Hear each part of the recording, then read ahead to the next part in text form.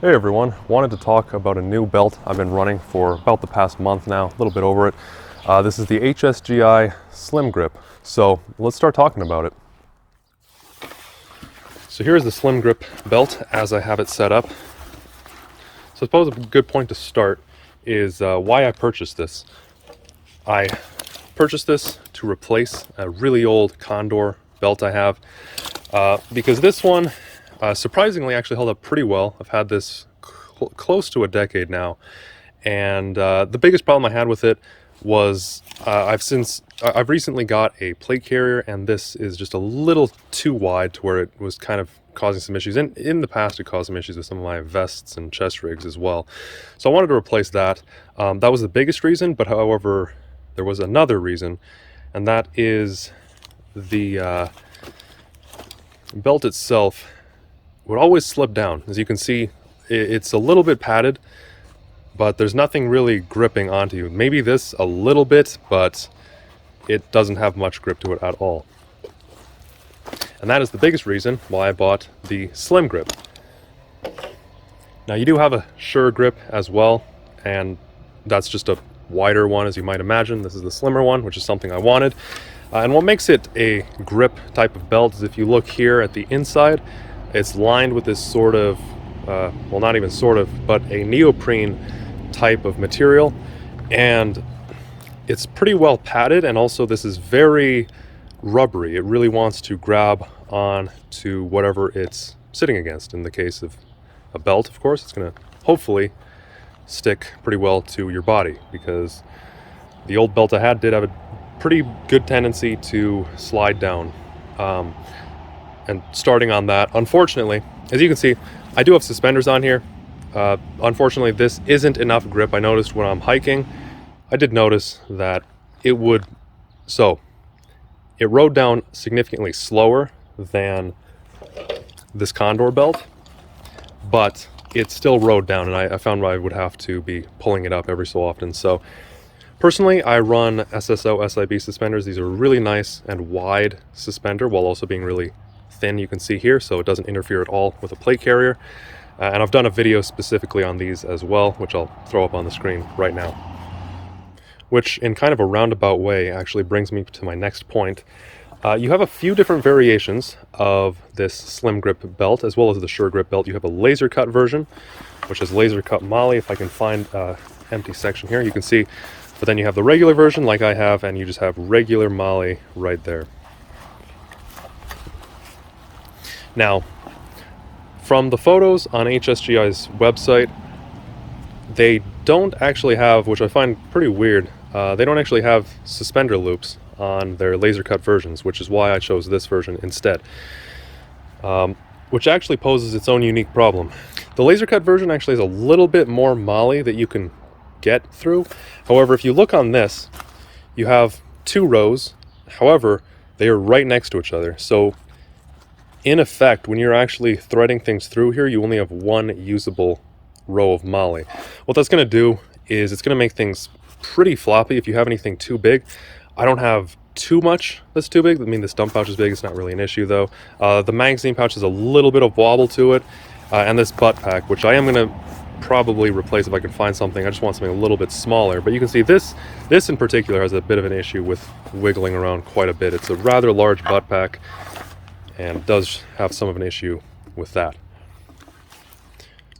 Another really nice thing about this belt, that actually is another issue that I ran into with that Condor belt, is you have segments on this belt. So you can see right here, I have my holster mounting platform right here. No actual holster on here at the moment. But how I have this mounted is, you can see on this side here, you have a segment, and then over here, you have another segment. And you have about 2 columns here of molle per section. And what you can do with these sections is you can just take your belt. In this case, I am running a HSGI inner belt, rigger's belt as well, 1.75 inch. Excellent choice with this, something I'll touch on a little bit later. But how it works is you can either just slide your inner belt all the way through this padded belt, or you can take it and pull it above one of the sections, which is what I did here. And you can see then it makes a very good mounting platform for your holster, or if you have a fixed blade. So that sort of thing. Really, really nice here. Not to say you can't do it on these cheaper belts. When I was running this one, I put it right here. For me, it was just kind of lucky that this did end up being pretty much right in the spot where I wanted to run my holster, but it was really difficult to take the inner belt off. And you know, that's something that would change depending on the kind of inner belt you have as well. Because this Condor inner belt is garbage, and once I switched over my holster and all that, I never really fixed this. As you can see, this is kind of just here. If you own one, you'll know why it's like that, because it's so hard to loop this part back through because the belt is a little bit too thick. But what I did want to kind of transition to with that, though, is talking about the inner belt. So like I said, I'm running a 1.75 inch HSGI. This belt is compatible with pretty much any inner belt. In my case, I just went with one of theirs because I wanted to replace my inner belt as well. And this is quite nice. This has a Cobra buckle. I would recommend getting a Cobra buckle, although one thing you'll want to keep in mind with a Cobra buckle is you do have a little bit of some shine to it. Not much, but you can see these clasps right here do have a little bit of too much gloss to them. The rest of this is fine. I mean, it does look a little bit glossy right now just because I'm doing this in direct sunlight, but the buckle itself does not have an issue. It's nice and coated, but I would keep that in mind. And currently I've been thinking of ways to just maybe paint this or use a marker or some sort of thing. Generally paint doesn't stick too well to this type of metal, but we'll see. So to finish up the video, I just wanted to put all this stuff on to talk about a few of the points I was making on the tabletop so you can actually see what I'm referring to. So as I mentioned, this is a slim belt, and you can see it doesn't come anywhere near where my plate carrier is. If I had my other vest, which I don't have at the moment, it doesn't have an issue with interfering with that either. To compare it with this Condor, if I kind of just ghost it and put it over where it would normally go, it still actually doesn't have an issue. It would sometimes have an issue depending on if I'm going into kind of awkward positions. Sometimes going prone would cause an issue. You can see right there, it comes kind of close in the back. This belt does come up quite high. So I do like these slimmer belts. I tend not to use these huge gargantuan padded belts. I mean, there is definitely a reason for them, and if you run them, then you do you. I'm not saying there's anything wrong with them. There is a time and a place for them. But for my use case, I just wanted something that was a bit more low profile, as I said, and I did want the grip. Now, another thing on that grip, slim grip sort of thing, the neoprene. So I'm wearing this a little on the loose side now so that I can fit it both over my winter jacket as well as my regular summer clothes for the time being in this season. What I found with both the Condor belt as well as this one is if you cinch this down tight enough to where it's not slipping down at all, it starts to compress in, and this will kind of depend on where you wear your belt. For me, my actual belt line is right about here. I prefer to wear these type of war belts a little bit higher than my actual belt line. Another reason I actually prefer war belts over the Ronin style or the inner outer type of belt that a lot of guys are running now. But yeah, if you wear it around the same spot, you're going to feel it kind of start to push in and almost compress the top of your hips. It gets crazy painful if you actually try to do anything for any long period of time like that. So I've just loosened it to where even if I wasn't wearing the suspenders, which you can kind of see, I do have them on right now. I just went off camera really quick to fix that suspender, but you saw what I mean because it was slipping out a little bit too much. So yeah, even if I'm not wearing these suspenders like I am right now, it still doesn't slip down on its own. It's just a little bit on the loose side, which is how I like it. Of course, if you aren't wearing suspenders with a belt like this and you run it a little loose, it's not going to work, and it's definitely going to slide all the way down. Another reason I run it kind of just a little bit loose and then it just kind of works fairly well regardless of the season, especially with this belt, is actually this was really, really hard to get installed the first time.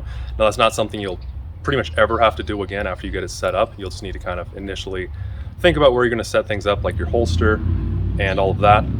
One thing about this belt that is great when you're actually wearing it, that is a nightmare when you're installing it, is they have these stiffeners in it, and the entire inside of this belt where you weave your inner belt through is lined with Velcro, so it wants to grab onto the inner belt at every chance it can get. As I said, that works great to hold everything in place when you're actually wearing it. One thing I would recommend that I did when I first got this put together is to just take like a paint stick, or it could be really anything, like a thin piece of sheet metal, but just push something through, and that way you can get your inner belt through, and it won't grab onto the Velcro. And when you're done, you can just pull out that stick or whatever you used, and it'll just, you know, kind of push it in, and you're all good to go. So that is the HSGI Slim-Grip belt from my experience. I'm liking it. As I mentioned, it does have some kind of weird points you have to get used to that are kind of bad in some cases, as I said, especially having effectively one usable row of actual MOLLE here. Not great. Obviously, you can kind of position your pouches a bit high or low because there is two rows, but only one actually usable because they're right next to each other. So it's hard for me to like hands down recommend or not recommend this belt, because it really comes down to what exactly you're looking to use it for and your specific use case. In my case, I'd say it's decent. There were a few things that annoyed me, especially having only the one row of MOLLE, because things are a little loose, but it works well enough for my purposes. I'm going to be sticking with it. Hopefully you all found this interesting. Thank you for watching. If you got this far, thank you for your time. Let me know if you have any other questions about it or anything in general in the comments below, and I'll see you all in the next one. Take care.